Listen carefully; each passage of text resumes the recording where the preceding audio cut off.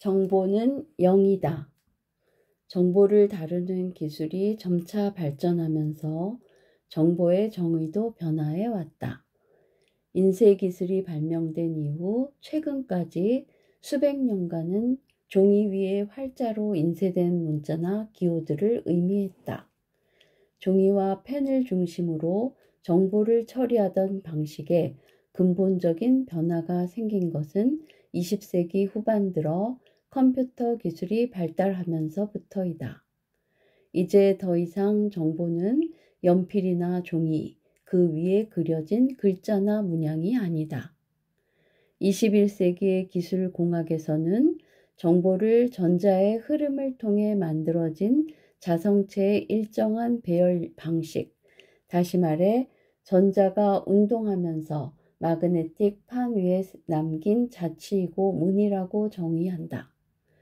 우리는 디스크나 CD같이 그다지 소프트하지 않은 것을 소프트웨어라고 부른다.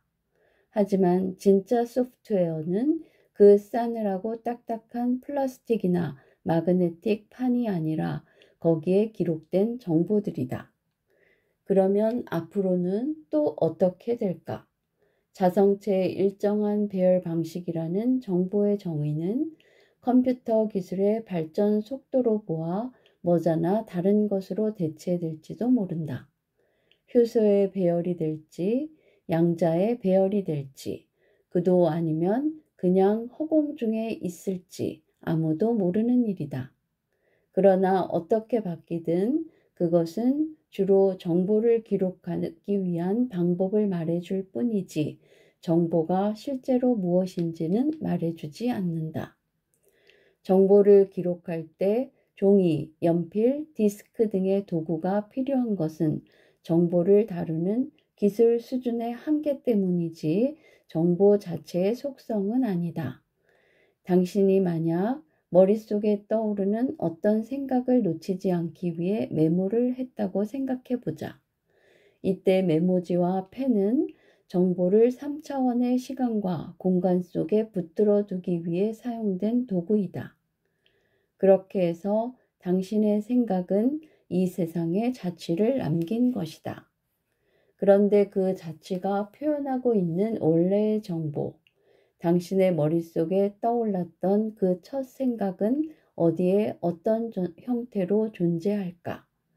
존재한다고 해야 할까? 그렇지 않다고 해야 할까? 우리가 현재 소프트웨어라고 부르는 것은 정보를 기록하기 위한 도구이지 정보 자체는 아니다. 종이나 디스크에 자신의 자취를 남기고 지나간 본래의 그 정보는 볼 수도 만질 수도 없는 것이고 어떤 시간적, 공간적 위치도 차지하지 않는다.